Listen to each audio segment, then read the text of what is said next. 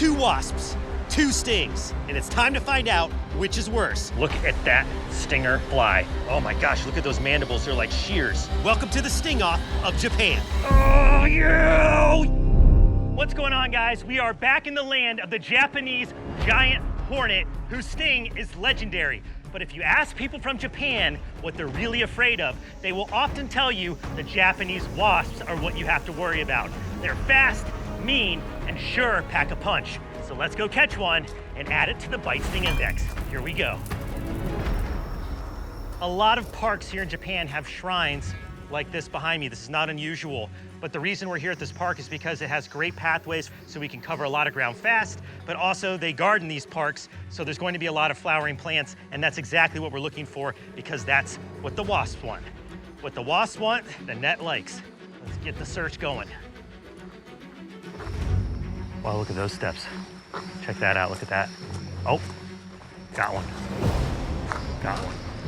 One was up in these rafters. Got one. Got it. Got it. Nice. We got one, guys. It's not an official catch till we get it in the jar. Let's take a closer look at this thing. There we go. Oh, I missed it. Got it. Yes. All right. This is definitely one of the wasps that I was after, and one of the wasps that the locals are absolutely trying to avoid. The Japanese vespid wasp, the paper wasp, packs a mighty sting. And this one, I have a feeling is going to put me in a world of hurt. All right, well, we got a little bit of daylight left. Let's keep searching. Who knows what else is flying around this forest. Well, this is the perfect time of day to start looking for these wasps, guys. The sun is at an angle and it's a little bit cooler than it was earlier, so we should be seeing some flight taking place. There, you guys see that?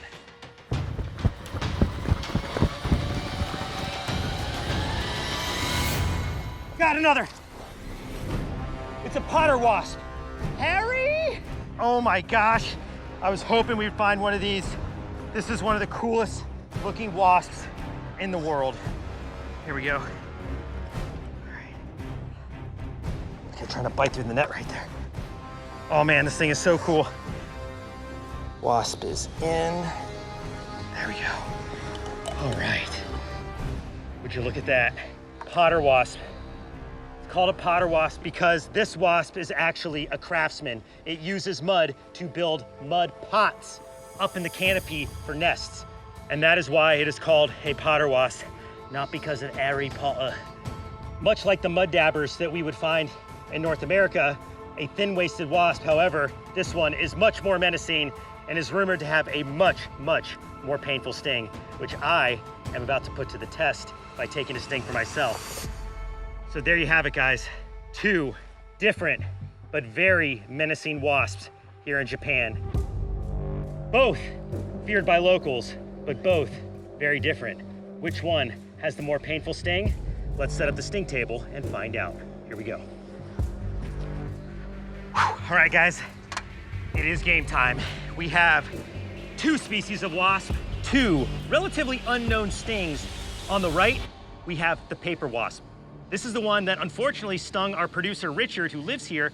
Richard, I'm glad to see you're doing better. Got stung in the face by this wasp. So yeah, there are giant hornets out here, but this is the one that the locals are often coming into contact with, and it is not pretty. Eesh. But here on the left, we have a very rare and unexpected contender.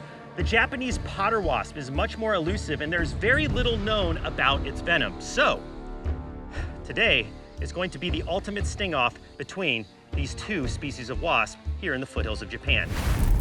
Like any BSI rating, I'm going to rate the sting of these 2 wasps on 3 different factors: intimidation, pain, and aftermath. At the end of this video, we will reveal which of these 2 wasps ranks higher on the BSI.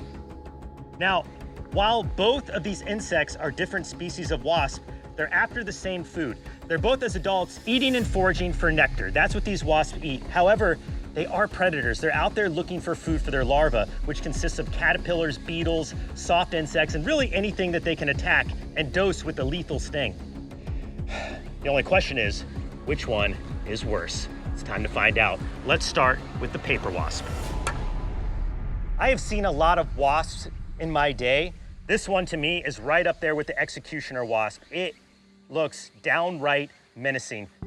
It has reddish eyes, brilliant bold stripes up and down its abdomen, stripes on its legs, and actually if you look at the thorax, the middle of that wasp, it has these two stripes going down the back, almost like an equal sign.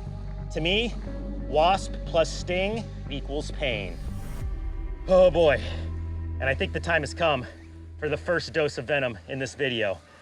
I did bring an EpiPen with me just in case we have any allergic reaction. I don't believe I will. I've been stung by paper wasp a number of times, but this is a good point in the video to remind you, please do not attempt to recreate anything you're about to see. I don't want you guys to have to go through this. Just appreciate this from behind the screen. Okay, time to get the Japanese paper wasp out of the jar and into the sting zone.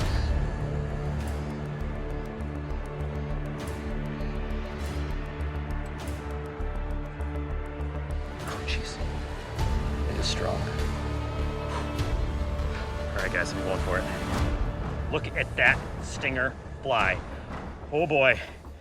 And I'm sure some of you are wondering, Mark, are you used to this by now? Or how can you possibly be nervous with all the stings you've done? The nerves always go, guys. This is a very unusual thing to do to yourself. All right, here we go. I'm Mark Vins, and I'm about to enter the sting zone with the first of two wasps from Japan. On three. 1, 2, 3.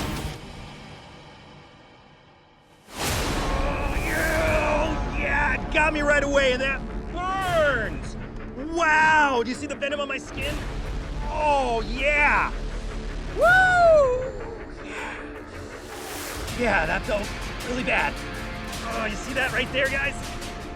Oh, wow, that venom is serious. Yeah.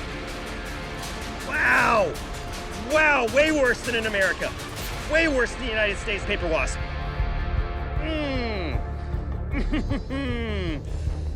Oh, oh, oh, yeah. That lit me up. That lit me up good. Wow. Wow. Whew. All right. All right, hang on. Let's put it back in the jar. Thanks for playing. Oh. Wow. Wow, that was intense. This is radiating pain all the way up to the tips of my fingers right now. I can feel it, like in waves shooting up my arm. Oh. Okay. All right. Let's give this a minute to see like how bad this gets before we move on. Oh. Oh, you can see it's really getting red all around. Ooh, super tender. Super tender to the touch. Yeah. I can feel the swelling around the sting site and some redness already starting. That's gonna swell good. I can feel it right now, and my fingers already are starting to swell. All right. Well, one sting down, one to go. It's time to go up against the potter wasp. Now, another name for this wasp, other than potter wasp, is actually the caterpillar wasps. They are targeting caterpillars specifically to kill and feed to their young up in those mud pots that they're building in the forest. But I think potter wasp sounds a whole lot cooler if you ask me. Let's appreciate just how formidable this wasp looks. In terms of warning colorations, this one is like a ninja assassin. Look at it, it's clad in a black exoskeleton marked with brilliant yellow stripes and pattern in the front. Look at that face. It's like war paint. Just on looks alone, I think I'm gonna give the intimidation score to the potter wasp. Reminds me a lot of the warrior wasps in Costa Rica with that bullet-shaped abdomen, and then the way the wings are set up. And they almost have like fighter jet wings. So it's safe to say in terms of intimidation, potter wasp is gonna win that fight. But it is now time for the second of two stings in this sting-off with the Japanese potter wasp. Oh my gosh, look at those mandibles. They're like shears, like a little pair of scissors on its face. Guys, I might be taking a bite with this one too. It's always a nervous moment when you go into taking the sting of an insect that has very little documentation about it. This could be a relatively mild sting. It could match the might of the Japanese paper wasp, or potentially could be the worst sting I've ever taken. There's only one way to find out. On 3.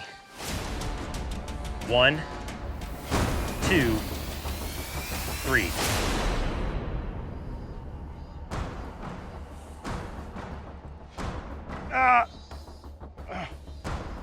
It's like little tiny.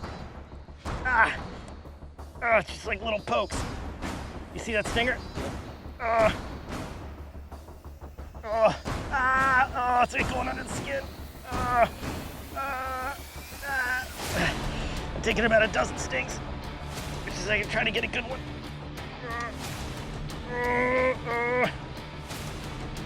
It's like it's fishing and can't bite it. Oh yeah.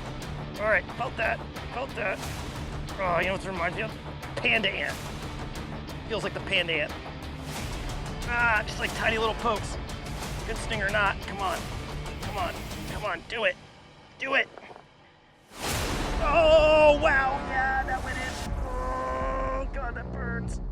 Oh. All right, that's gonna do that, that's it. All right, guys. There it is. Okay. Well, took about, I'm gonna guess around 40 stings. Micro stings is what they felt like. You can see the effects of all of those tiny stings. I'm gonna have a pretty aggressive secondary reaction. Look at that. You guys see all that building? Actually, here, let's get out the other. First contender. When it comes down to the pain of the sting itself, no doubt about it, paper wasp takes the win on that scorecard. And then the Japanese powder wasp lit me up with probably about 40 small micro stings, but you can already see the reaction from the venom is going to cause serious secondary inflammation. So this is a really interesting outcome because it's going to come down to the scorecard, that aftermath.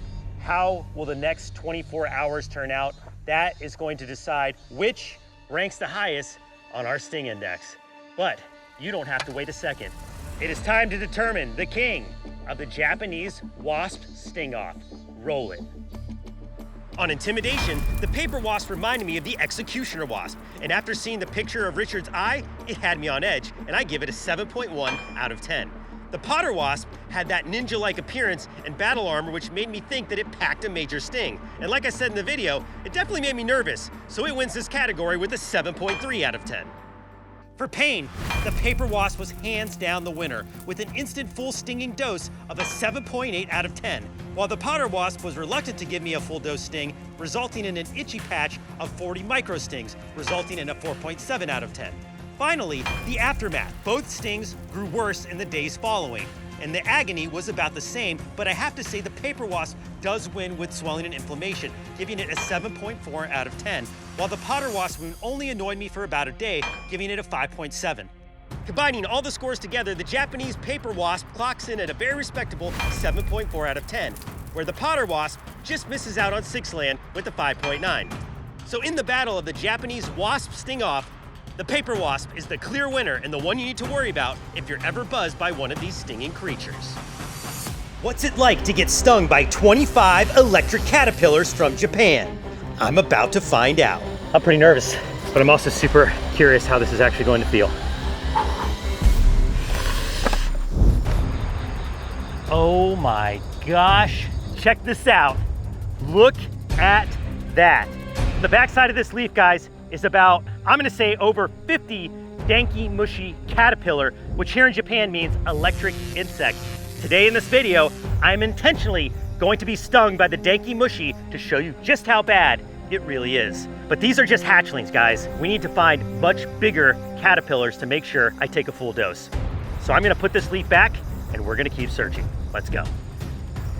Denkimushi refers to the larval stage of a small brown moth found across Asia.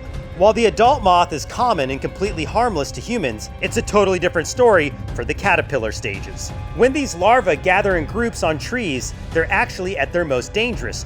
armed together in a mass of toxic spines that can deliver thousands of painful stings. And unfortunately for our friend and local guide Richard, he learned this the hard way. So Richard, where are we headed to now? Where are we gonna find some bigger Denkimushi? So we're heading to a friend's small farm just up in the mountain a little bit because there's a number of persimmon trees there and the persimmon tree attracts the Denkimushi. So I hope, because the altitude's different, the caterpillar might be at a different stage of development and might be a bit bigger. All right guys, so we made it to the farm. We are surrounded by agriculture right now. There are fruits and veggies over here, orchards just behind us, but we are looking for those persimmon trees, and I think I see some just over that hill. Oh guys, check this out. Here's a caterpillar. Not the one we're looking for, but that's pretty cool. It has like a horn on its tail, but look at the top of it. Almost looks like it has eyes. I'm sure that's some defense mimicry, making it look like a snake or some other larger creature. But there you have it. Proof that there are caterpillars out in this field. It's a good sign.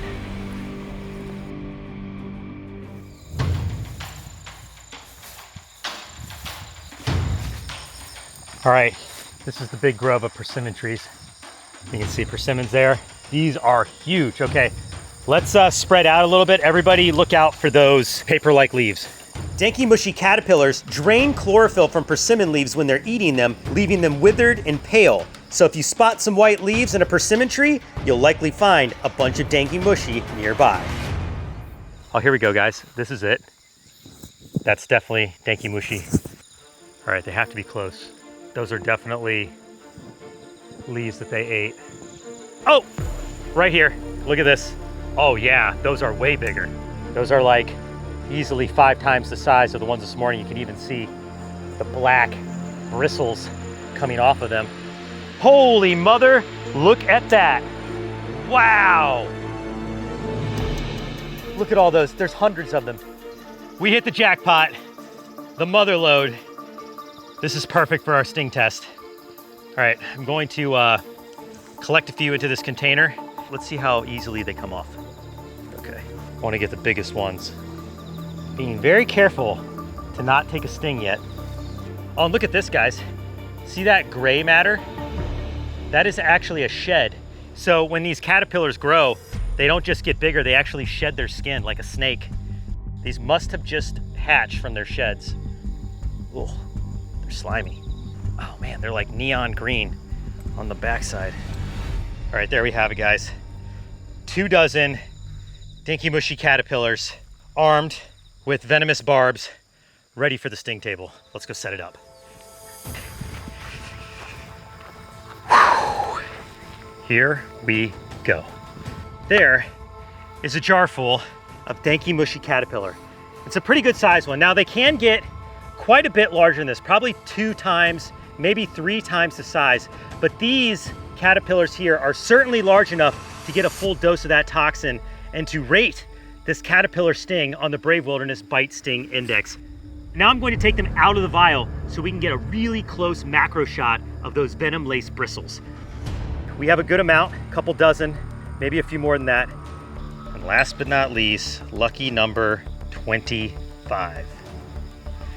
Oh buddy, 25 bristly Denkimushi caterpillars. That's a lot of pain on the table. Look at all of those spines.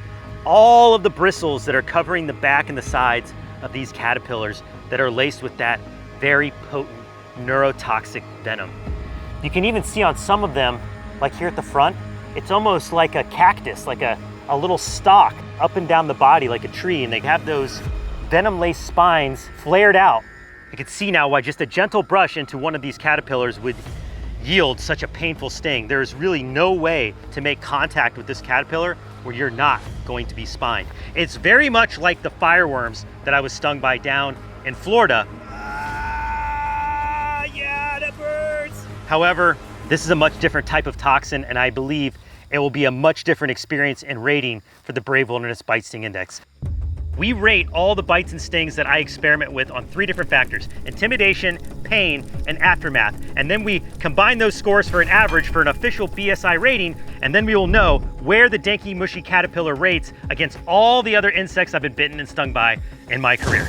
And the way I plan to do this is I'm going to place the caterpillars one at a time on the glove, spikes out, and then on the count of 3, 1, 2, 3, spikes down, I will cover my arm. So I take the full dose of all of the venom, all of the spines from these caterpillars all at once. Since these caterpillars are still in the early stages of their life cycle, and because they're most dangerous when encountered in groups, I'm going to place a cluster of them on my hand to simulate the kind of accidental contact someone might have in the wild. Richard's looking at me right now like I'm out of my mind. Maybe I am, but I want to make sure that this sting test is legit. And this is the best way that I can think to do it. And I have no idea how long the pain is going to last. Some people say it's over and gone in a matter of seconds. Some people say it lasts hours. Some people have even reported boils and lesions for weeks after being stung by the Denkimushi. So how am I gonna fare? It is time to find out.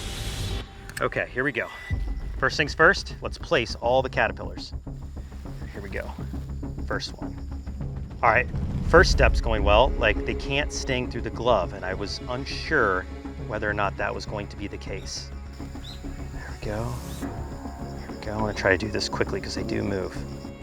And I am going to just apply gentle pressure when I do the sting, guys. I don't believe it's going to take very much, and I'm certainly not trying to squish the caterpillars. We're gonna put all these caterpillars right back where we found them when this is all said and done. Spread them out a bit. They move slowly, but they are persistent. All right, there they are. I'm pretty nervous, but I'm also super curious how this is actually going to feel. Here we go. I'm Mark Vins, and I'm about to enter the sting zone with 25 electric caterpillars. On 3. 1, 2, 3. Ah! Oh! Oh! Try not to squish him. Ow, ow, ow, ow, ow. Ow, ow, ow, ow, ow. Ah! Ah! It's like shock, shock, shock, shock, shock, shock, shock. Ah! Oh! Get that one. Ah! Ah! Ow, ow, ah! Ah! Okay. Okay. Woo! Yeah, that felt like white hot sparks, almost like a grinding wheel sparks, like just ripping onto my skin. Hang on, all right, I'm gonna put them back on the table. Ow, ow. Oh, it's building, it's getting worse. Look at that swelling. Look at all that redness. Oh man, yep. All right, get them off me. Get off. All right, I just got to peel them, guys. Get off my hand, get off my hand. Oh, wow. Look at all the ripples in my skin, guys. Oh man, I must have gotten thousands of spines. Oh, look at all that. You could see where each individual spine went in. The skin is like goosebumps, like just coming up to the surface. Yeah, I took a full dose. That's a full dose. Oh, massively irritating, massively burning. It just feels like my skin is about to just crawl off of my arm right now. It's like static. Definitely neurotoxic, exactly like the fireworm feels. Almost identical, except I don't know if I have bristles in me. If I do, they're like microscopic and I can't see them. I don't see a lot of bristles removed from the caterpillars. Oh, it leads me to believe that it just spiked me, that they're not lodged in my skin, but wow. Okay. All right. Man, I may really regret this. And now it's time to deal with the aftermath. For the next 24 to 48 hours, I'm going to monitor the sting. We'll show you the footage, but you don't have to wait a second to learn where the Denkimushi ranks on the Brave Wilderness Bite Sting Index. Let's roll the rating. Go for it, guys. On intimidation, having this reputation as the electric shocking caterpillar caused some concern for me, but their appearance didn't necessarily intimidate me that much at all. And certainly not as much as the time I got shocked by a massive electric eel in a tank of water. Oh! Yeah! But I do know that neurotoxic venoms are not to be taken lightly, so for all of that, I give the Denkimushi a respectable 6.7 out of 10. For pain, it was very close to what I experienced with the fireworms in Florida. The irritation sets in fast and is followed up by a set of searing shocks and burning sensations that spread all throughout my arm. And since there were 25 caterpillars, that's 25x the pain of just one sting. So for all that, I give this a whopping 8.8 out of 10 on the pain scale. Now for the aftermath. And this one is bad. It was easily one of the scariest experiences that I've ever gone through since starting the Brave Wilderness BSI. And those symptoms struck fast, just as we began to finish loading up for the day. The caterpillar's neurotoxic venom caused my body to start having allergic reactions. It is the first time that I've ever experienced anything like this. And as soon as I started to feel it, I promptly told the team that we need to head straight back to the hotel to monitor these reactions in case they continue to intensify, in which case I would definitely need to go to the hospital. The whole car ride back to the hotel, I've been dealing with a lot of numbness and tingling like all over my body. My feet are now pretty much numb from the ankles down. My hands are like pins and needles. I just have like kind of like a little bit of tremors like all through my body. My tongue and lips are going numb, and even my teeth hurt like when I bite down. And you know, obviously the first thing we're concerned about is allergic reactions, so gonna drink a lot of water, gonna have some Benadryl right now. We'll see what happens with it overnight. I honestly can't imagine a worse aftermath than this without a hospitalization from a neurotoxin. In the hours and days that followed, dealing with these reactions all throughout my body, the toxin did seem to slowly dissipate hour by hour, day by day. So luckily, no hospital trip was needed. But as far as an aftermath score, I can easily give the Denkimushi a perfect 10 out of 10. This is not an experience that you ever want to mess with. And with all those scores averaged out, this electric caterpillar earns an 8.5 out of 10, rightfully earning a place high up the ranks of the Brave Wilderness Bite Sting Index. Out here, every step counts. The terrain is brutal and the stakes are real. That's why I created Summit Adventure Fuel, to help power my way through any situation. With pro-grade electrolytes, clean sugar-free ingredients, and flavors that hit hard, Summit keeps me going when the wild pushes back. And unlike other electrolyte drinks that are sugar-free, Summit actually tastes good. And Summit is now the official drink of Brave Wilderness. So hydrate like an explorer and fuel your adventures all the way to the summit. Let's get there. We're going to fill this container full of bloodthirsty leeches. So sadly for you and me, the best way to find these leeches is by using ourselves as bait. I had a feeling he was going to say that. So how are we gonna do it? Shoes are coming off. There's this track right down here which has so many leeches. Within about 10 meters, we should have our first one. Really? Wow, that fast? Yeah. When we walk through this area, they will know that we're coming through. Yeah. They'll be able to smell us. They smell us, they can sense vibrations. Yeah. And they are gonna be hungry. All right, guys, well, you heard Miller. Let's see how well human feet work as leech bait. Here we go.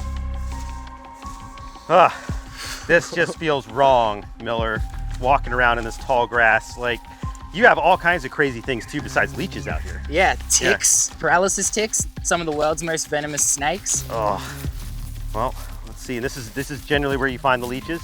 Yeah, this area coming up right here, some really big tiger leeches. Okay. So watch where you're putting your feet. Yeah, well, I'm watching. I'm hoping we get one. Yeah. Oh, picked one up. There we go. You got one? First leech. Nice. I told you we'd get one pretty quick. There we go. Wow, nice one. All right, well, we feel like we've been walking too fast, so we're just gonna stand here and like let the leeches come to us. They would know that we're here already. Okay, so. cool, all right. Let the Hunger Games begin.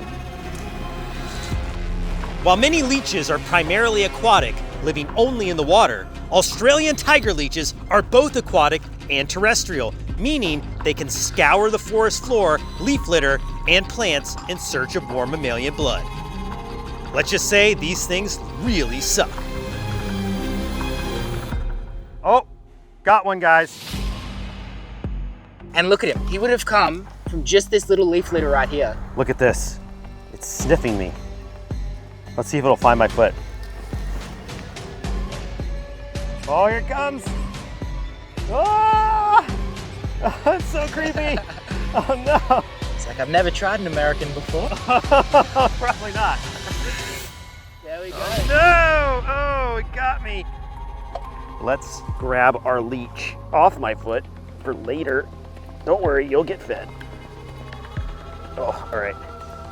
And this leech, guys, may not look very big, but I'm gonna tell you, when it gorges with blood, it's gonna become huge. Yeah, I think after lunch, also known as Mark, Yeah. he could be about 2 or 3 times the size. Really? So, yeah, should be Right. interesting. We need to get a couple more though. Okay. So, You wanna like fan out? Like maybe you Yeah. pick a spot over there, I'll pick a spot over here. This tactic is definitely working. yeah. All right, cool.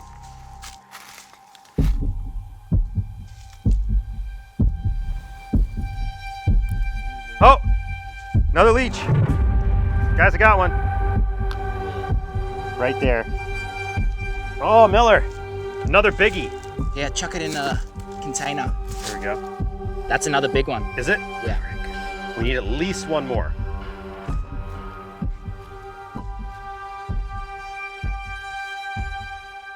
Right here, Mark, there's 2. You got 2? 2 big ones, big tiger leeches. Oh man, they're all about the same size. These are big. Yeah, we found the hot spot. Oh gosh, They're everywhere. this is like, Vampires of the forest floor. it's like makes your skin crawl just watching them go towards your feet. Oh, that one's got you. It's got you. And that one's got you. Both on my feet. Double Right. leech. Oh, look at them climbing up my legs. Now, how far will they climb before they bite? They can climb all the way up. Really? Your body, yeah. I've had them all the way up here before, but we're not gonna let these get that far. Wow. There we Okay. go. Well, you know what time it is now. It's time to set up the bite table and feed these little bloodsuckers. Here we go. They look hungry, Mark. They do. Look at how all of these leeches are just like coming after me. Even in the container, they are like ravenous. They want out and they want me. And I'm gonna serve them up this arm right here. Hopefully, multiple leeches will latch on and start drinking my blood, and then we're gonna talk a little bit more about how you can remove a leech if you ever find yourself in the same situation. Now, I am gonna be rating this bite for the Brave Wilderness Bite Sting Index, the BSI, on 3 factors: intimidation, pain, and aftermath. And I can tell you the aftermath is serious. That's why I brought this first aid kit, because one of the properties a leech has is anticoagulant in their saliva. When they bite you, it doesn't just numb the bite wound, it actually makes the blood flow and flow and flow, and it's actually really hard to stop the bleeding. So, yeah, this could be a bloodbath if all 4 of these decide to latch on. Let's get our leeches here. All right, I'm Mark Vins, and I am about to feed 4 hungry leeches. All right, here we go. Get ready for the slowest bite you've ever seen. They are not fast.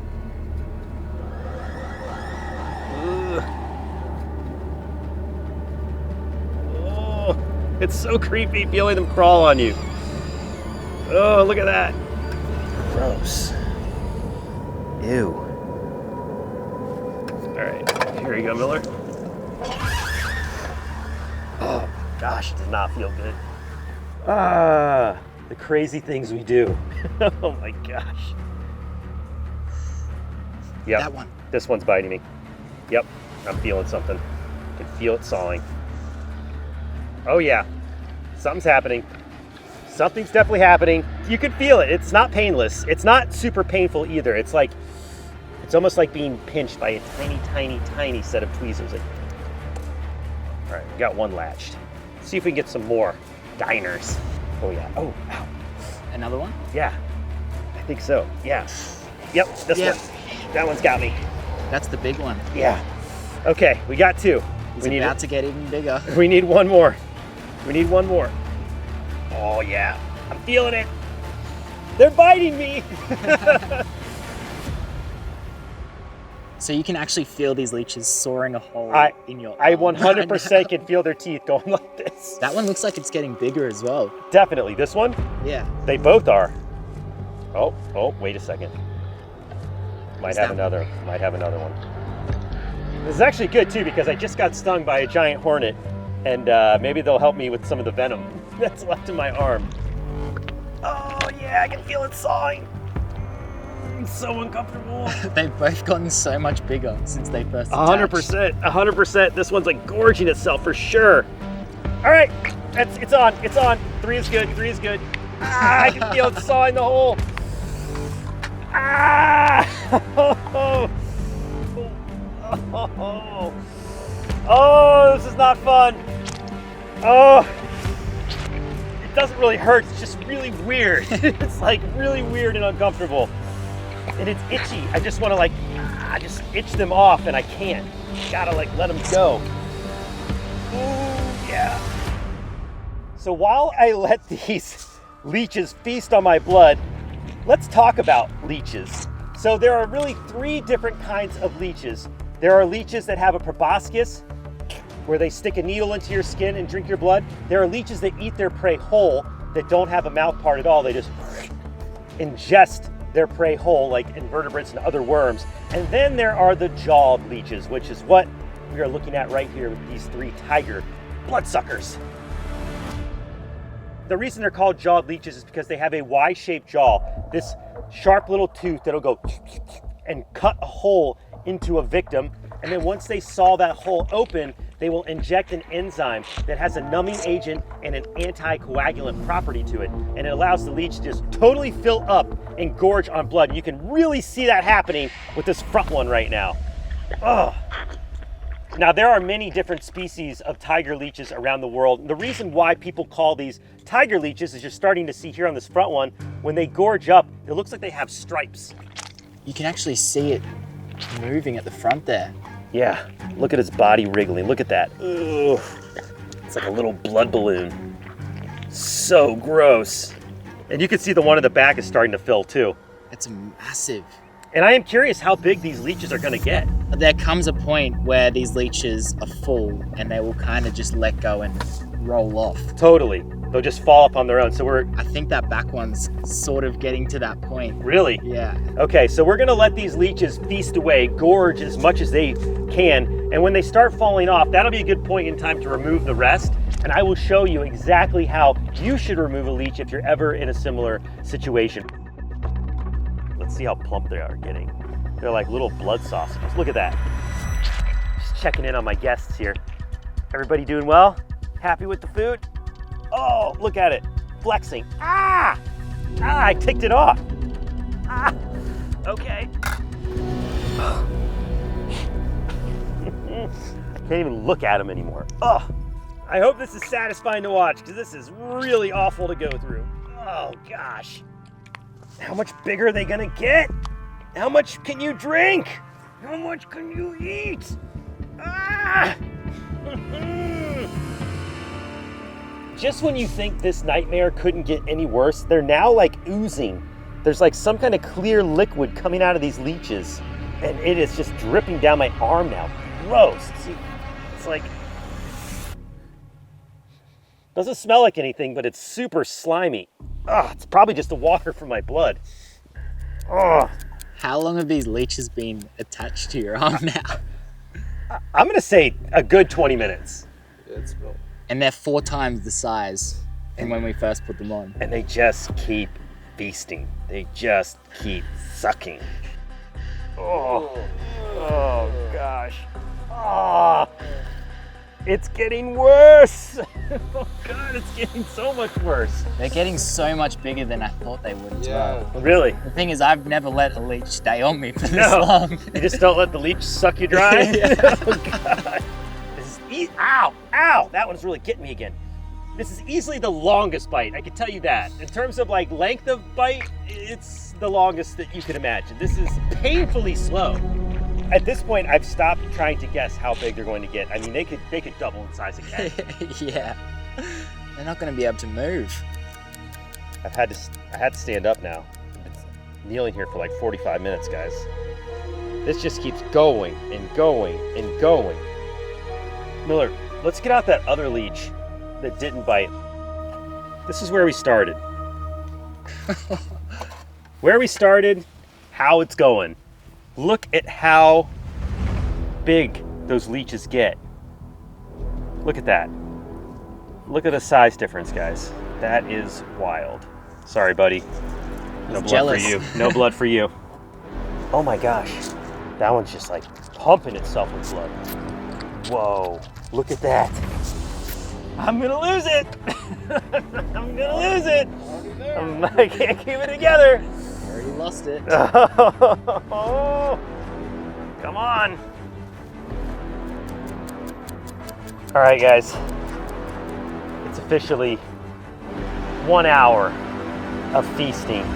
They have to be getting toward the end of their meal. This one is done, guys. Look at that. It's basically like foot has slid off. You can see these have their feet still firmly attached. This one just sliding around. So, to conclude the leech feast, I'm going to show you 3 different methods for removing leeches. Here we go.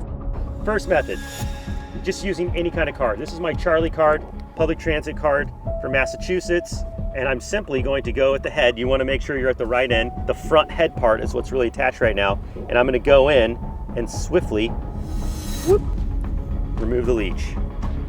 There we go. Look at how fat that sucker got.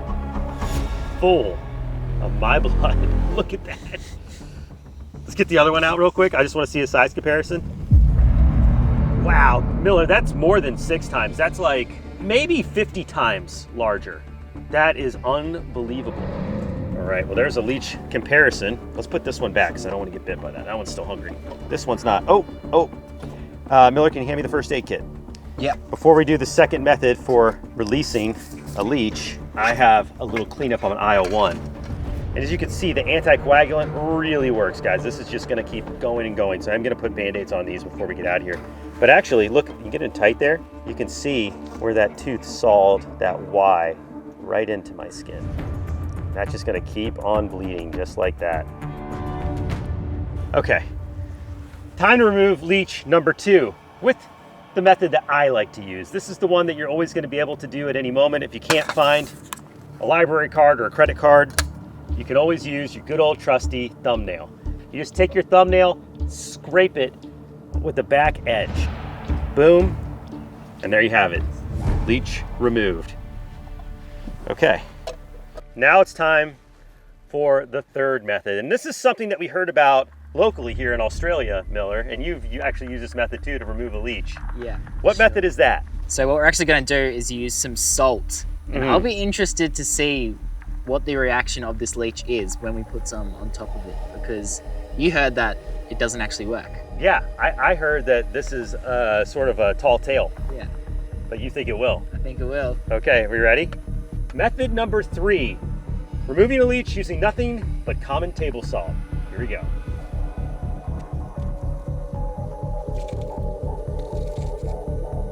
All right, that should be enough. Oh, it worked! It works. There we It go. totally worked! Get out of here! Leech feast! Oh my goodness. All right, well, that's gonna about do it for today's leech feast. We have 3 blood-gorged tiger leeches here in Australia, some happy customers, and now it is time to find out the official BSI rating, where the tiger leech rates on our bite sting index. But before we do that, I just want to thank Miller for helping us.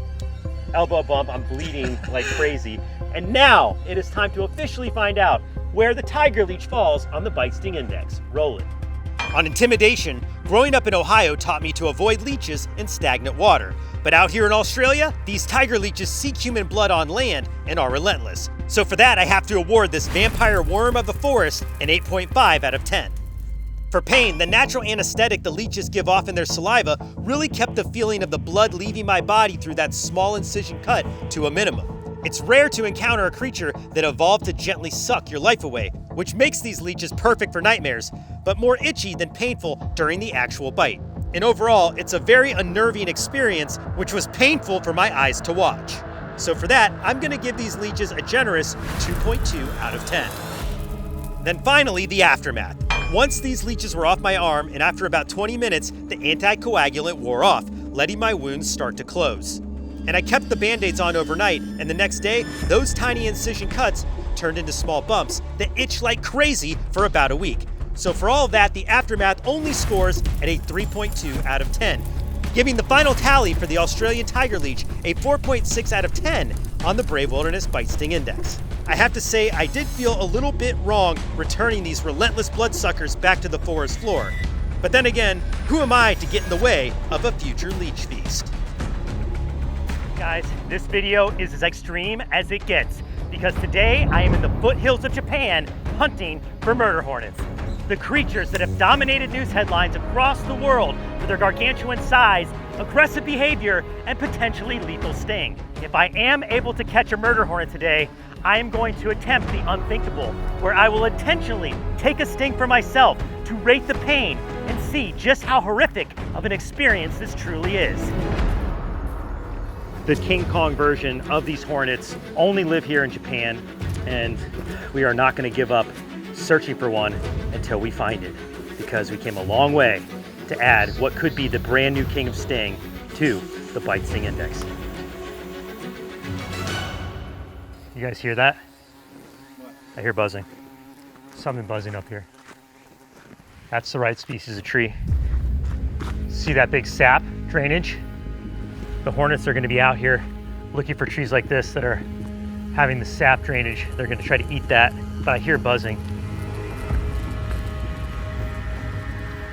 All right, there's a cork oak right here. Big one. I hear something. You guys hear the buzz? Is that up? Oh yeah, hornets way up there. I think those are murder hornets, guys. They are huge, absolutely enormous. There's another one. Oh my gosh.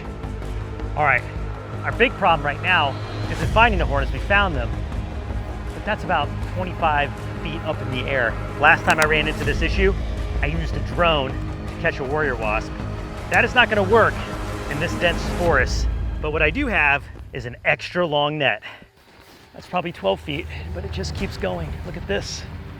It just keeps going. Going in. You guys got a shot? Got one. Got one. Got one. Fishing it in. Fishing it in. Let's go. Oh, there it is. Oh, that is huge. That's definitely a giant hornet, guys.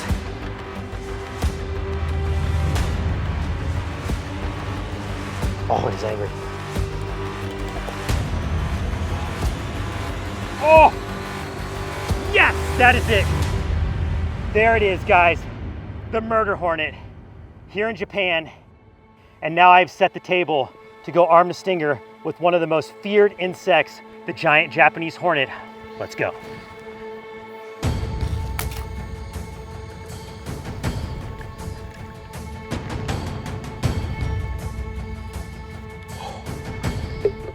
This is probably the sweatiest video, guys, I've made in a long time.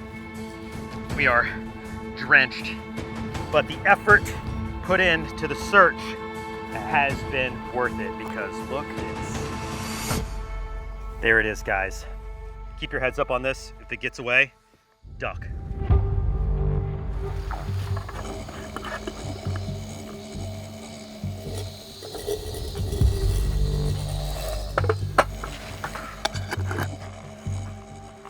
I give you the world's largest hornet, the Japanese giant hornet, subspecies Japanica. There are over half a dozen varieties of Asian giant hornets, but this one is truly the King Kong of them all. Oh my gosh.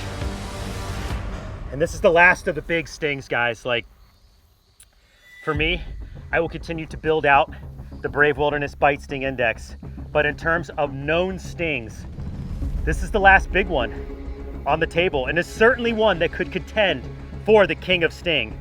Right now, as it stands, the bark scorpion holds the title. Will it be dethroned by the murder hornet? Today, we are going to find out. Now, I know what you're thinking. Something so big, what do these hornets eat? We've already established that they love to feast on sap, but typically their diet consists of other insects. These are assassins. They are predators, mainly targeting honeybees. And that is the big problem with the Japanese giant hornet. They are a huge threat to honeybee colonies because just a few giant hornets can go in and literally take out an entire hive. This is the reason, guys, why we are so concerned with these giant hornets invading other parts of the world. The honeybees we have in the United States, they would get absolutely decimated if an invasive colony of giant hornets were to come in. So to this point, we don't really need to worry about murder hornets in the United States, guys, but right now, I definitely need to be worried because it is time for me to enter the sting zone. Here we go. We are going to rate the sting on 3 separate factors: intimidation, pain, and aftermath. And then at the end, we will tally those scores together, creating an average BSI ranking, and that is where this creature will stack against all the other insect and arachnid bites and stings that I've done through my entire career. I'm going to count down from 3, take a sting, put it back in the glass. If I cannot, guys, just let it fly away. Multiple stings from this creature will be a trip to the hospital. Hopefully, it's only gonna be me. I might be able to just gently remove this and grab it. This is a little risky because if I lose it,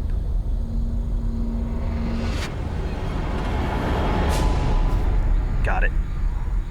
Got it. Okay. All right. Oh my gosh, I see the stinger already. So that's a good hold too. Oh my gosh, it's so strong, guys. That is terrifying. And it goes without saying, guys, never attempt to do what you're about to see. This is an extreme sting test, if there ever was one. I'm Mark Vins, and I'm about to enter the sting zone with the murder hornet on 3. Ready? 1, 2, 3. Oh, jeez. Oh, my God. Like, as soon as I put it near my skin, the stinger came out. That freaked me out. All right, ready? 1, 2, 3. Oh, my. You seeing that? Like, she knows where the skin is. Look at the venom dripping off the back, guys. I have never seen this before. As soon as I placed the hornet near my skin, the stinger, like, came out like it knew. Oh, my gosh. That just made me so much more nervous. All right, hang on, I gotta get a new grip here.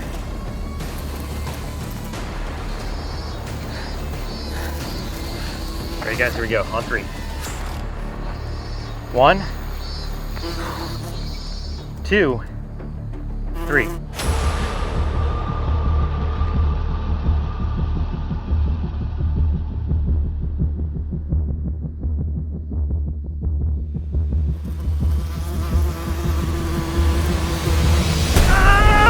Oh my gosh! Oh! Oh my gosh!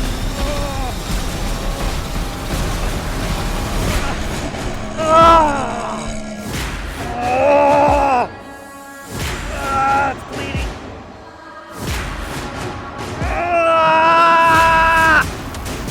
God!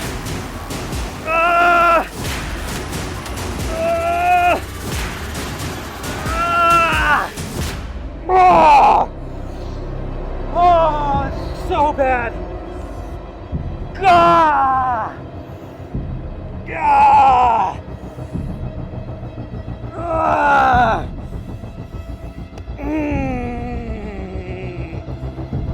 Holy cow! That is so bad. Ah! Ah! Ah! It's gonna be really bad. Oh! Oh! Oh, it burns. It burns so bad. Ah! Oh, it's like a dagger. It stabbed me so bad. Oh my gosh, guys, it's so bad. You need the pen? I don't know. I don't know. I don't need it right now. but this is gonna get really bad. This is gonna be really, really bad. Ah, oh, it's making my other sting swell. Look at this. This is all just swelling back up along with this. Look at that. Look at that. Ah, it's like a volcano of pain. Ugh. Oh, it's so much worse than the bullet ant. Like, not even comparable. Let's go back to the table. I gotta walk it off.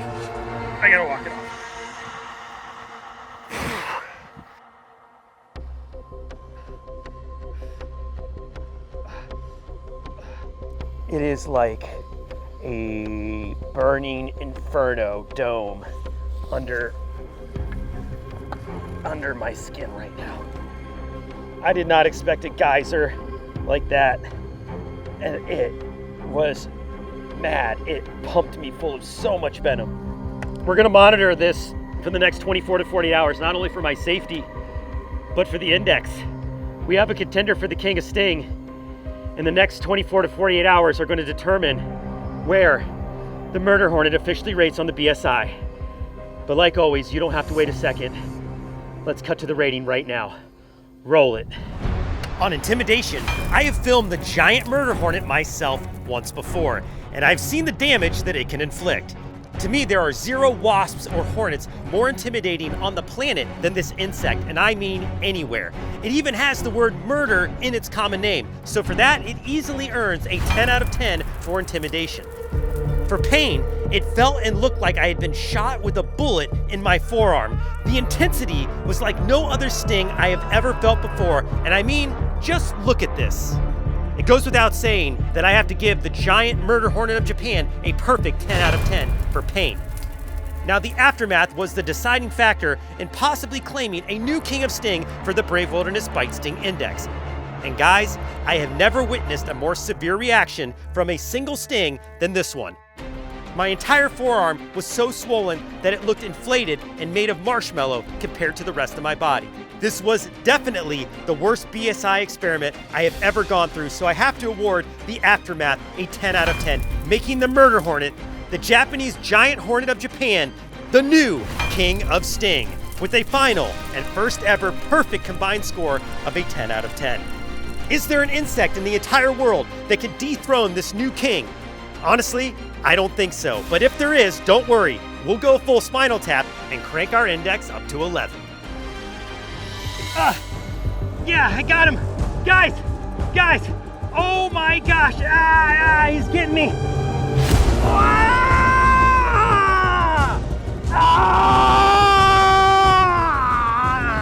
Oh gosh, it's like a lobster. And look, he already annihilated my thumb. Its pinchers are so incredibly strong. It just sliced me open. I'm gonna need a bigger jar. There's no way I could go home without putting this giant forest scorpion on the BSI. Let's go set up the table. Okay, here we go. That is a monster. I cannot believe I found this scorpion, and it is intimidating. It already lit my finger up so badly, but we're gonna need a few things for today. The only thing I need to worry about with the scorpion is having an allergy to its venom. So we got our EpiPen, like always. I'm just gonna put it over here. All right, I'm gonna take it out of the container. This is a real beast of a scorpion. I'm gonna get pinched again. I can already tell. Are you kidding me? Okay, get a shot of those pinchers, guys. Look at that scorpion. The giant Asian scorpion. Whew. I have seen a couple scorpions that are bigger in captivity.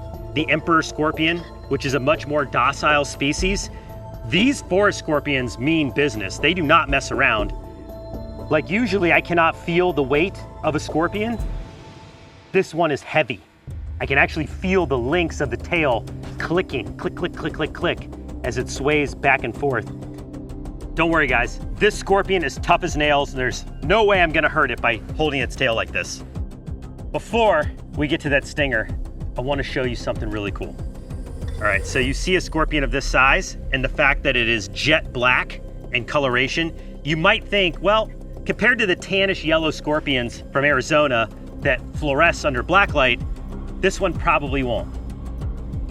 Or will it? Let's find out. Let's go on a little field trip. Follow me this way, guys. Field trip. So in addition to being called the giant Asian scorpion, these forest scorpions are also known as the blue forest scorpion, and I believe that this is why, because under blacklight, they almost turn a turquoise blue. That is really neat. Even the stinger, which is brown without the light, turns blue as well. Check that out, look. Brown, blue. Brown, blue. All right, I think that concludes our field trip. Back to the sting table. These giant Asian scorpions, or giant forest scorpions, they live on the ground out here in the jungles of Borneo and a lot of different countries throughout East Asia.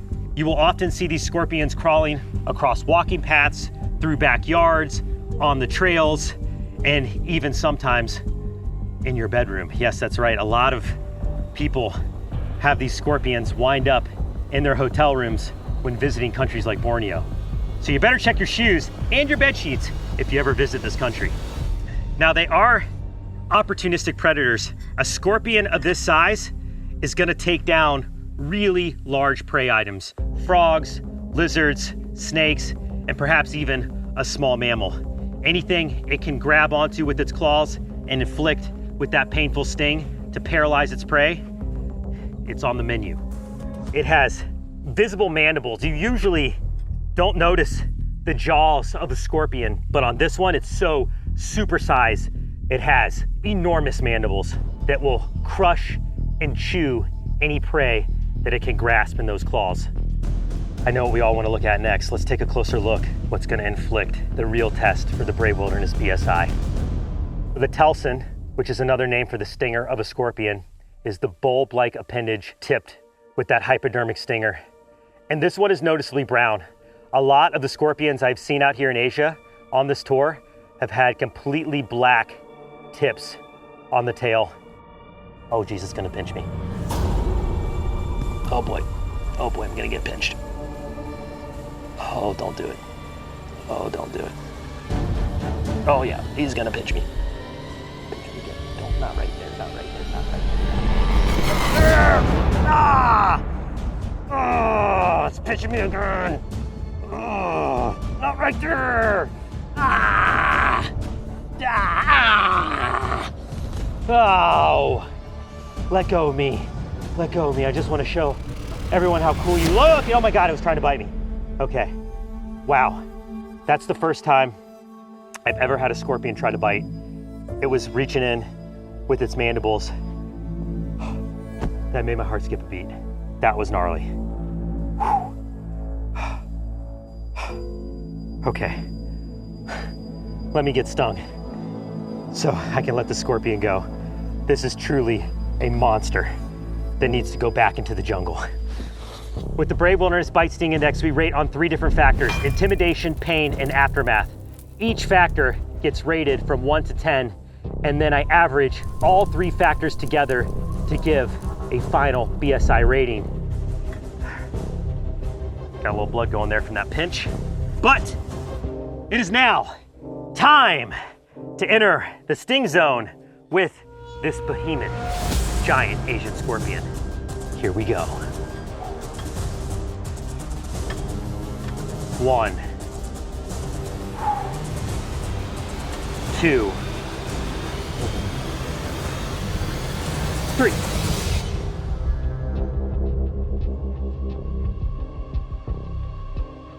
That's what I thought. I could tell just by the way it was pinching me with those claws that this scorpion uses the might of its pinchers as the main line of defense, other than the sting. Unfortunately for me, I will have to induce a sting manually using the forceps. Now you might be wondering, Mark, how easy is it to stat? Now you might be wondering, Mark, I'm so nervous right now. Oh, I'm not looking forward to this, guys, but I'm gonna get it done. Here we go. Going flush the stinger manually. Oh, going flush the stinger manually with the giant forest scorpion. I'm gonna do it right here, guys. Ready? 1, 2, 3. Oh, geez, you see that one squirt? Ah, yeah, got me! Oh, buddy! Oh, ah! Come again! Ah, yeah! Once that stinger felt skin, it went right for it. Woo! Oh, yeah! Yeah, that hurt. Oh! Oh, yeah! Ooh, yeah, that's burning. Oh, yeah.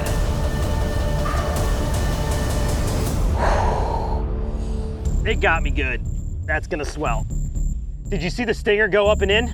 Okay, because that was awful. Hang on. Ah, I'm explaining in a second. I'm just going through waves of pain. You could see that welt starting to form. Oh, yeah. Ah.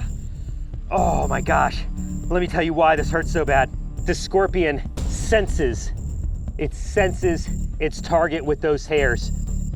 And as soon as that stinger tip felt something to dig into, it's like the whole tail system just engaged and it like flexed like a muscle and just went like into my skin so incredibly hard, instantaneously, kabam. Oh, oh. Oh my gosh, I'm getting lightheaded.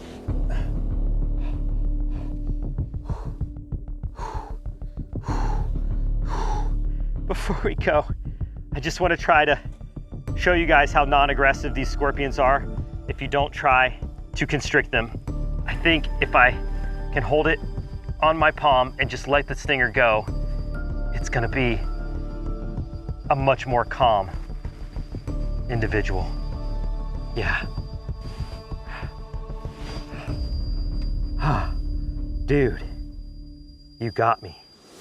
All right, now it's time for you to not wait another second to learn where this gargantuan monster scorpion falls on the Brave Wilderness Bite Sting Index. Roll it. On intimidation, the overwhelming size of this scorpion is something I will never forget. Not only did it exhibit massive claws and a giant stinger, but it was also so big its mandibles could even bite me, easily awarding this beast of a scorpion an 8.5 out of 10.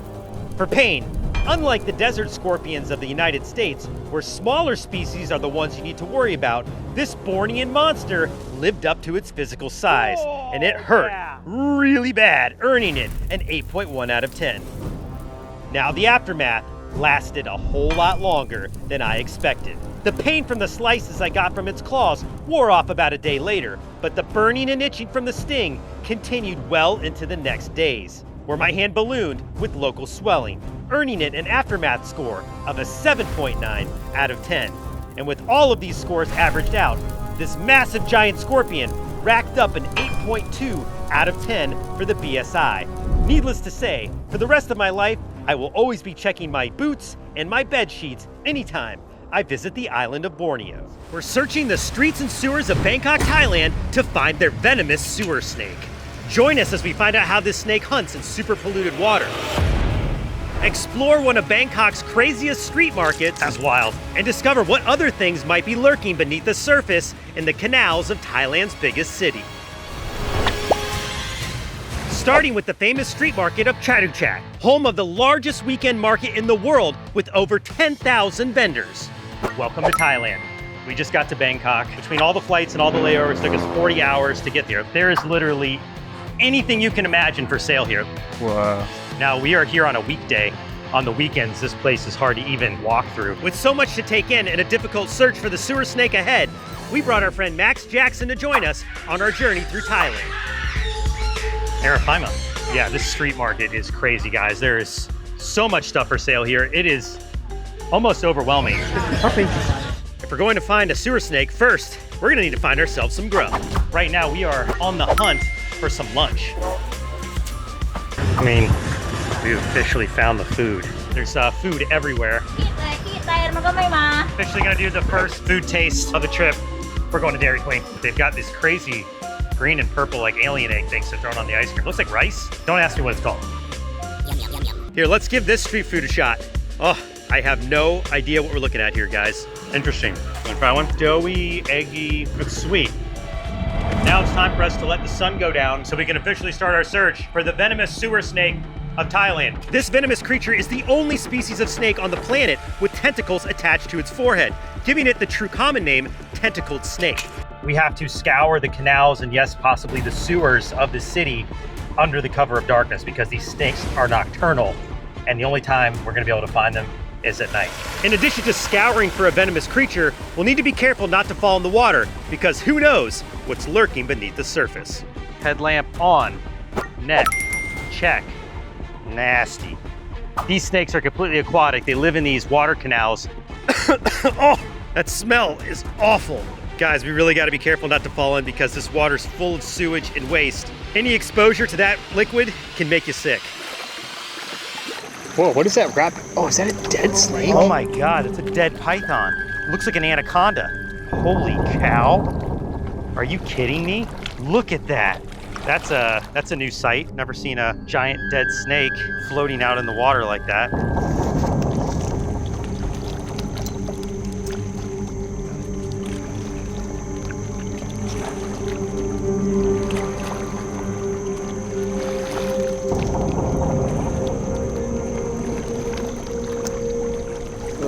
God. Oh God. Oh. Ooh, stinky. Oh my goodness. How long do you think this one's been dead? It's recent. I'll tell you, within the last 24, 48 hours. Ooh, it stinks. 12 feet? Oh, I think we can put it back, let the circle of life continue. Oh, that's not the snake we're after, but that is certainly a sign that there's some really big serpents out here in this canal. The sewer snake we're after is not the only animal that shares this waterway. Oh.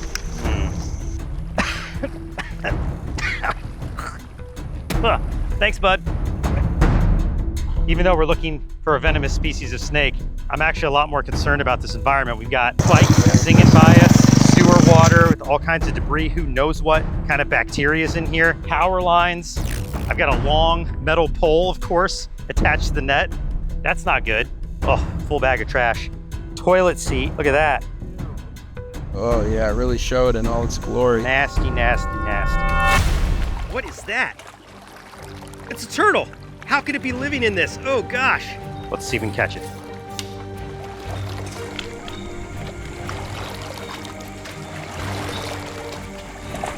Got it. Haha. Good catch. Success. Look at this little guy. This is a Malayan snail-eating turtle. Got some major plastron damage, unfortunately. Oh, he's healed back though. We got a fighter here. This little turtle was once crushed at one point in its life, but has been resilient enough to bounce back and appears pretty healthy. This is the Malayan one. You can tell that because of the patterns on its face. Definitely out here hunting tonight. I think we just caught this one eating some minnows, but they're obviously out here also eating giant snails, hence the name snail eater. And man, is it covered in leeches. Oh my goodness. There's a lot of leeches on the back of this turtle. Let's see if we can clean them off for it. Not that it matters much. It's living in a sewer. We need to put our little turtle back and keep looking for one of those sewer snakes. With so many aquatic animals in the water, these are some great signs that we're getting closer, maybe finding that tentacled snake. Oh my God. Guts. Look, somebody's eating those pig intestines or whatever that is. What, you don't like that? Oh, it's just pulling it down. Yeah. My God. Oh, there's some fish here. Whoa, what is that? Woo! Oh, look at the size of that snail. Woo! Stinky. I'm putting it back. Oh, watch out, All right, we're getting flushed out of here. Yep, time to go. We're in the sewer. Yep, well, I'll take that as a sign to keep on the trail we're on. We've got to be getting close. Look at all these trash bags. This would be a good project someday. If we get a big community project going out here in Bangkok, this would be definitely something worth looking at, cleaning up the trash here in these canals. Wait, what is that?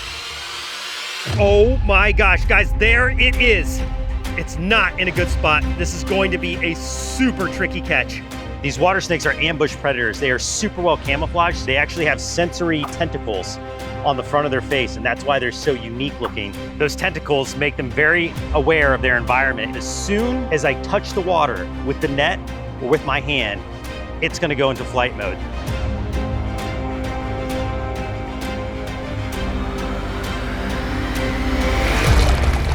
Oh, I got it.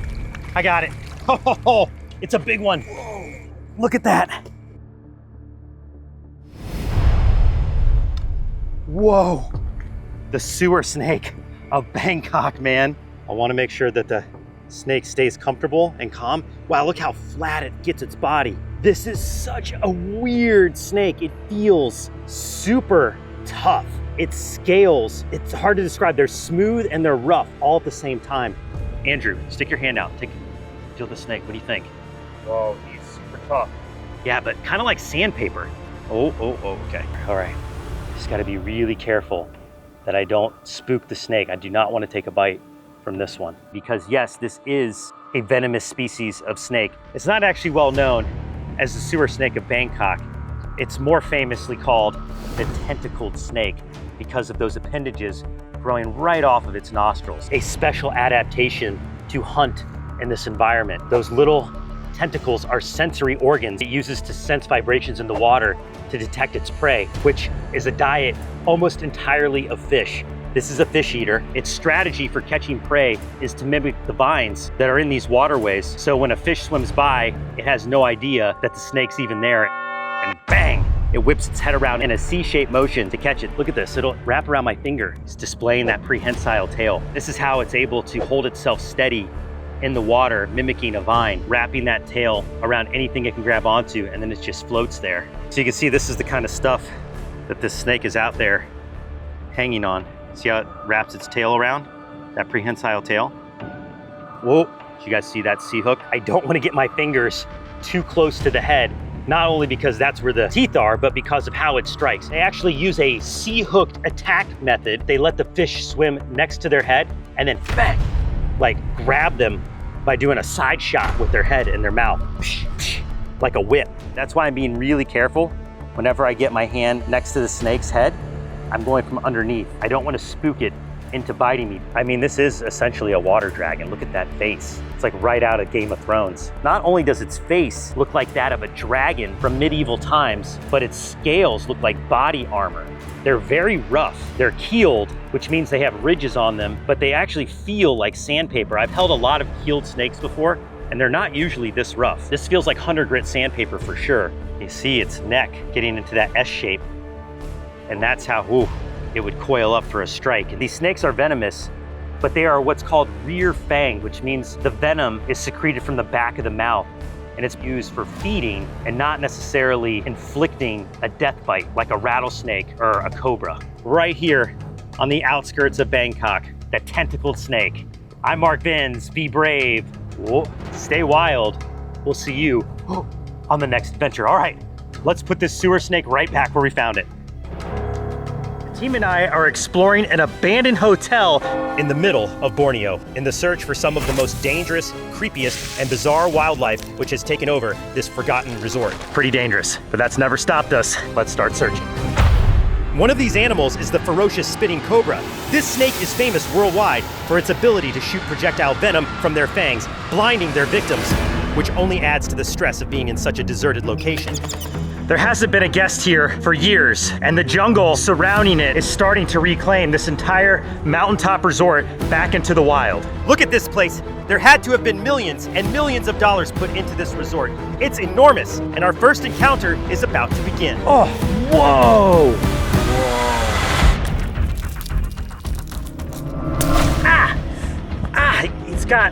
It's spiky.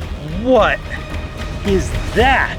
This is a longhorn beetle, but I have never seen or heard of one that looks like this. Just thorned me. Oh geez, he's trying to bite me. Ah! Oh jeez, he's sharp and he's strong. Oh no! Ah! Get off! It's got me. It's so strong, guys. He has like bolt cutters, and I don't think this insect would have any problem just slicing right through your skin. See how the head goes down? It's a very flat face, almost like a bull. A lot of the longhorn beetles have a head that sticks straight out like a typical beetle. This almost looks like it's wearing a mask. This insect is super bizarre. It like plays dead. It is very much alive, and it can, without warning, spring into action. Very sharp spikes on both sides of its neck. Ah, yeah, that could puncture your skin. Velvety fuzz lining both of the horns. You wanna see the power of those jaws? Oh my gosh, locked in. Ow, ow, ow, ow. Okay, I'm done with this one. Let's put it back. We only just got here and already discovered a creepy looking longhorn beetle. Who knows what other creatures and eerie things await us as we continue to search. So let's see what the rest of this abandoned hotel has to offer. The only question is, will we find gold or terror? We could find all kinds of crazy stuff. I mean, we are in the epicenter of bizarre animals here in Borneo. Kind of a post-apocalyptic scene. I mean, look at this, look at this stuff, guys. Those trucks are drivable. They clearly have not been driven in a long time. I mean, look at this. There's like stuff growing out of them. Plants are rooted in the back, and there are so many golf carts back here. It'd be difficult to search this resort by ourselves. That's why we brought reptile expert Lockie Gilding to join our expedition. We're going to explore inside this abandoned hotel, and after the sun goes down, we'll explore the rest of the compound. Oh boy, this is like the opening scene to a horror movie. Whenever the people running this place left, it's like they left in a hurry. What do you think, Lockie? Can we find some snakes in here? I reckon so. If we can't find them here, we can't find them anywhere. Question is where you start. They've left everything. There's still drinks. There's drinks everywhere. Bats. Got bats right here. Bunch of bats. Lots of bats overhead. Is there 10? 2 young ones squished in the middle. They've been doing their thing. Look at, guys, they left everything. They left it all. Who leaves a place with this much stuff behind? It wasn't a little resort either. This is a high end. There's a golf course. Oh, look at that. There's even a heliport. This place is like Jurassic Park after they fled the island. Oh. Wasp nests and a bunch of rocks. We're trying to figure out why everybody left this place. This is Malaysian Flower Show, 2001. Unbelievable that somebody just left it, that everybody just left it. There's like homes all around this community that are like vacant. All right, keep an eye out for bats. Whoa. Whoa.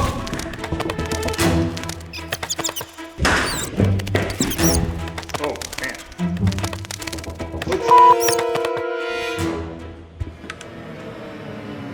Wasn't that door closed, Lockie? But we could hear something in here. There's running water. Could just be somebody stowing away in here. It's definitely vacant. That's recent trash. There's definitely people squatting in here.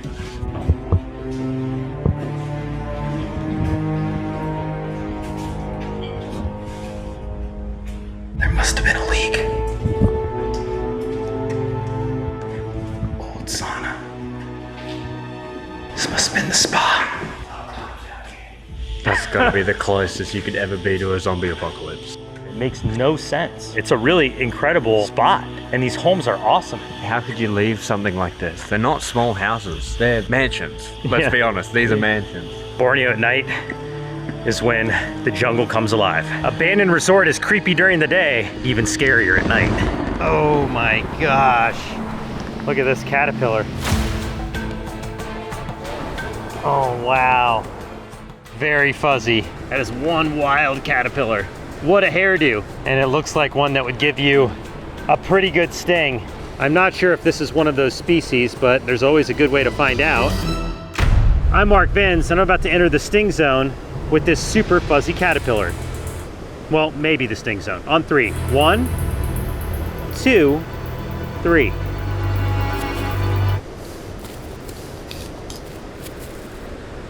Nope, it's just a fuzzy little caterpillar. Well, maybe not so little. Let's put it back and keep on our search. Now that it's nighttime, we have a better chance of finding our spitting cobra. Everywhere through Asia has these big drainage channels. Because it gets so wet in this part of the world, they need to have these big drainage channels to keep the road clear, and it works out big time in our favor. These ditches are like highways for wildlife. Whoa! You know what this is? Is that marble? a gigantic roly-poly, a pill bug. It has like tiger stripes, but it is completely tucked in. That's the biggest one I've ever seen. That's a whopper. I don't think it's gonna come out to say hi to us today, unfortunately. I know with larger pill bugs, but once they're locked in like that, completely tucked, they just don't uncoil. Bye, buddy. Okay, cool. This storm is getting worse. It's already pouring out and visibility is becoming a major problem. If any creature were to sneak up on us, we might be at risk. Oh, oh wow. This one might be even stranger than the one we saw earlier today. Look at those horns. This is another species of longhorn beetle. Look at that. It has like antlers. I've never seen a beetle with antenna like this. And it wants to bite me big time, so I'm gonna hold it right there. But look at those. They're like thorns. Andrew, you gotta stick your finger out and touch those antennas. Try not to get bit.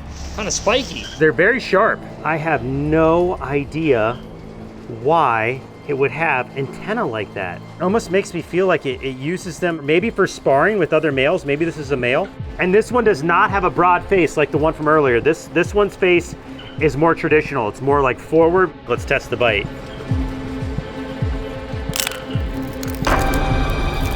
Chomp, chomp. Just, I mean, bolt cutters. These longhorn beetle here in Borneo have the most incredible jaws. If I were to take a bite, it would be instantly through my skin. I'm gonna keep my fingers clear of those jaws. I'm not sure how much more rain we can take. Oh man, that is some soggy golf course. All these little creatures are perfect food for snakes, like the spitting cobra. I have a feeling we might be getting close. We need to be careful. They can camouflage into the environment perfectly. This is the perfect habitat for one of these snakes, especially since humans never come here anymore. But check this out, more snake food. A leaf-nosed horned frog. Distinguished. How cool is that? It was out here just in the grass. Look at that face. You are too cool. Snake! Got a snake! You got a snake? It's a cobra! It's a cobra? Cobra! Whoa! You gotta try and get it out. Just careful, careful, it's a spitting cobra. Oh, I need to put it down for a second, get some. Have you got glasses? yeah, I do. All right. Glasses on. Cameras stay back a couple of meters. These guys have a decent spit on them. There it is, the Sumatran spitting cobra. Watch your eyes, guys. It could spit venom at any moment. Wow. The idea with these guys is just keep your movements very slow. Any quick movement will get them spitting. If you leave a bit of body on the ground, they're focused on getting away. As soon as you pull them up off, oh, he's gonna spit. As soon as you pull them up off the ground, then they're more worried about coming up because they can't see the ground anymore. Lockie, how serious is the spit from this cobra? Is the spit venom? Yes, when they spit, they are spitting venom. All right, so what they're doing is they're constricting the muscles around their venom glands whilst opening their mouth, that venom shooting out of the fangs and potentially into the eyes. So if we talk about danger of spitting,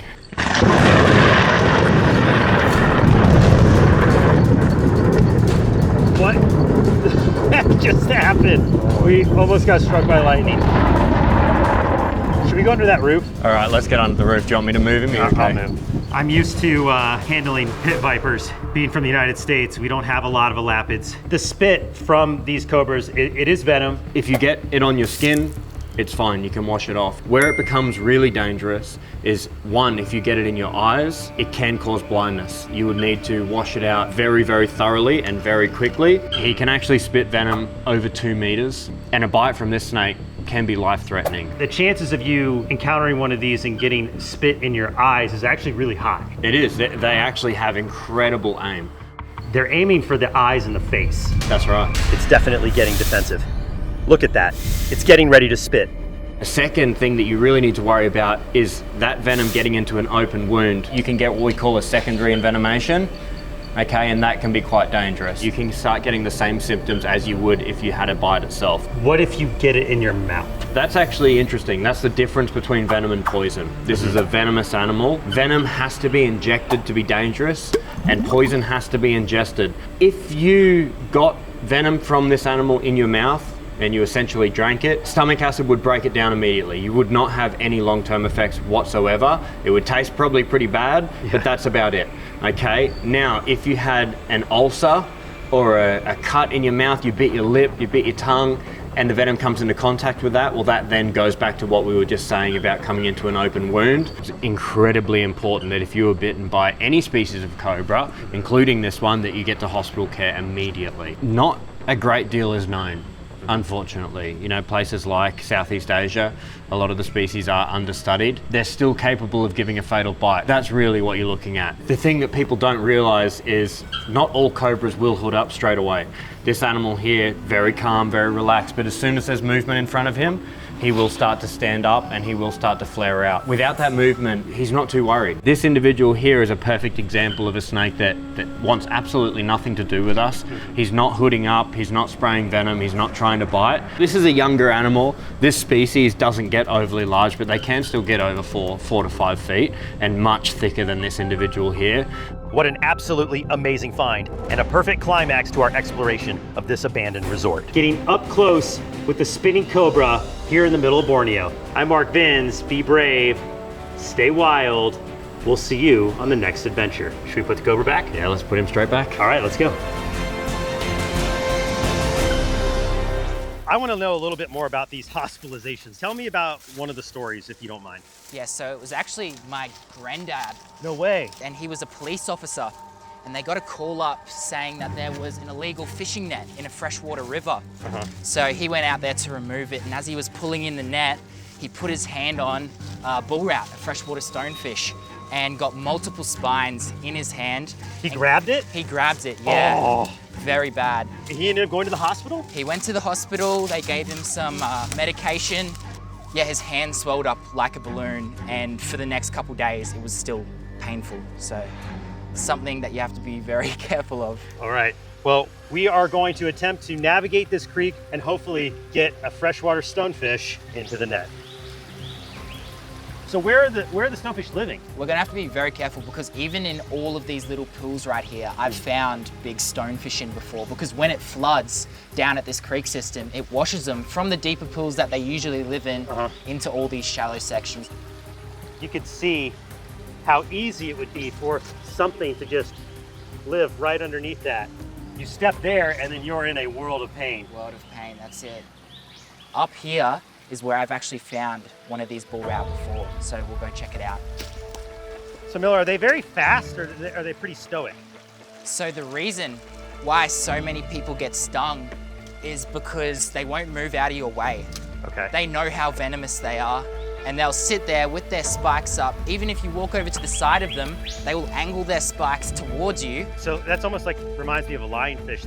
They're aware of where their spines are and they'll pivot right to you. So, if you step near one, you're stepping on it. Yeah, for sure. No doubt we would have walked past a few of these fish already, and they're just so camouflaged, very hard to see.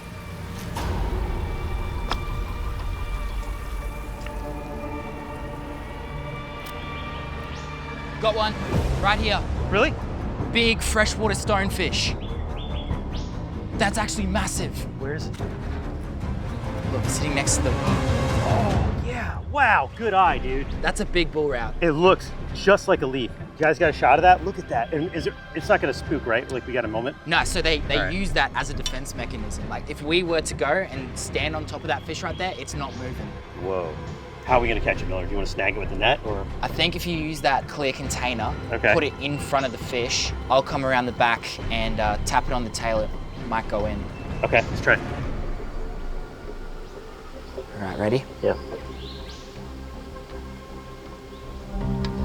Just gently push it.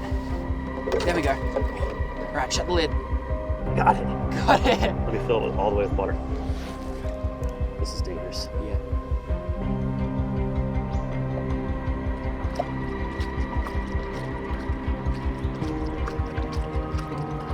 All right. That is a monster. Look at that. Oh my Good gosh. job. Oh, it barely fits. That is a monster. That is the biggest freshwater stonefish I've ever seen in this creek. Good job. We Wow, got no, one. good job to you for spotting it. Look at how perfectly camouflaged this fish is to this environment. And I noticed that it spazzed a little bit when we caught it. So this isn't an animal that we're gonna be able to hold easily. No, they're a lot more difficult to handle than the saltwater stonefish. Okay, well, now it's time for the moment that I've been dreading all day long. it's time to set up the sting table. All right, Miller, are we all set? It's all you, mate. All right, here we go, guys. Well, there it is. You are looking at the bull route, the freshwater stonefish, and one of the most unusual stinging fish I have ever seen. Wow, man. Tell you what, Miller, it's always exciting going on adventures with you, man, but I am definitely feeling the nerves right now. This is uncharted territory. I don't think anyone's ever been stung by both a freshwater and saltwater stonefish before. So to compare the pain from both stings will be something that no one's ever done 100%. The saltwater stonefish was by far and away one of the worst stings I have ever experienced.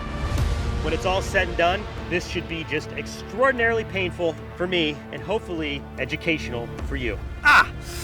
God. Immediate fire. Spreading up my fingers. I can already feel it in these three. Hang on, I gotta walk it off. I had lasting symptoms. We're talking these 3 fingers right here were completely numb for 3 months. Yes, 3 months of complete numbness in these fingers from the saltwater stonefish. So in terms of what this fish would have to do to ascend beyond that pain, it's a lot, guys. All right, before we get into this sting experiment, let's take a closer look at this very unusual and very seldomly seen fish. And the first thing that I want to point out that I've already noticed is since we pulled it out of the stream, it has now completely changed its appearance. Once we sat it on this light metal table, it is also now much lighter in coloration. And I believe if you zoom in close enough, you'll be able to see why. There's these tiny black dots all around its scales and its face. And I think those are like chromatophores, just like you'd see on a squid or an octopus, where it can expand and contract those cells to completely change its color. So the camouflage is great for avoiding predators, but if you can't avoid a predator, what does this fish use? It's super toxic venom. And it delivers that dose of venom through its venomous barbs, the spines up and down the dorsal fin. There are spines here at the tail, and there are spines underneath the belly of the fish on the pelvic fins. So there's really no good way to hold this fish for today's sting experiment. And that's why, until I'm ready to take the sting, once we get it out of the container, I will be wearing gloves. Now, just like all the other bite sting experiments, we are going to put this fish on the bite sting index on 3 different factors: intimidation, pain, and aftermath. One last thing, for a remedy, your best first aid scenario in any fish sting, hot water and a compress. So with all that being said, it is time to enter the sting zone with the freshwater stonefish. You ready, Miller? Ready to go, mate. Okay. All right, so the fish can be out of water for upwards of 10 minutes. It won't be that long, but just so everybody knows, this fish can breathe air while being out of water. All right, look at how it raises its fins in defense. I just want to point that out. As soon as I go in for the grab, ching, like a bed of spikes, raises them up for defense. Okay, got a grip. Okay, fish is out. Miller, why don't you come in here? I'm gonna remove this glove. I just want you to basically hold the fish in place. Yeah. All right. I'm so shaky right now. And I'm about to enter the sting zone with the bull route, freshwater stonefish from Australia, on 3. 1, 2, 3. Ah! Oh, we got it. Yep, definitely in. Ah! Get it, good. Ah! Yep, okay. Right, Miller, put it back in the water, please. Yeah. Yeah, that burns. Ow!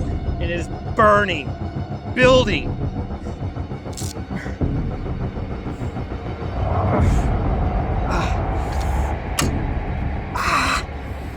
Yeah. Clearly see where the spine went in. It went in pretty much up to the, I can't talk right now, hang on.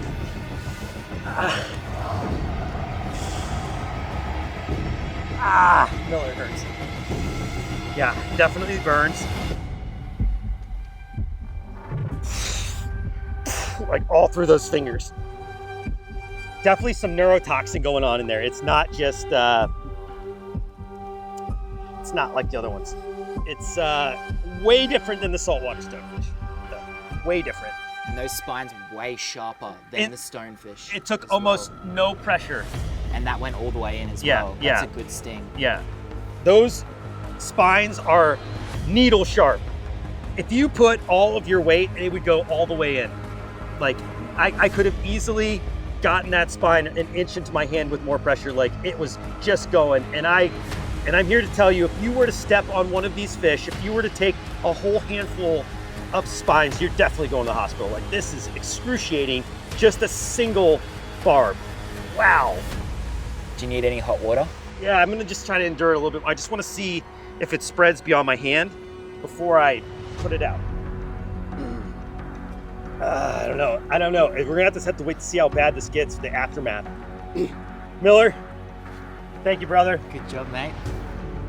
Now we've gotta wait for the next 24 to 48 hours to see just how bad this sting gets. Don't forget, if you're ever stung yourself, hot water, compress, and if that doesn't work, hospital.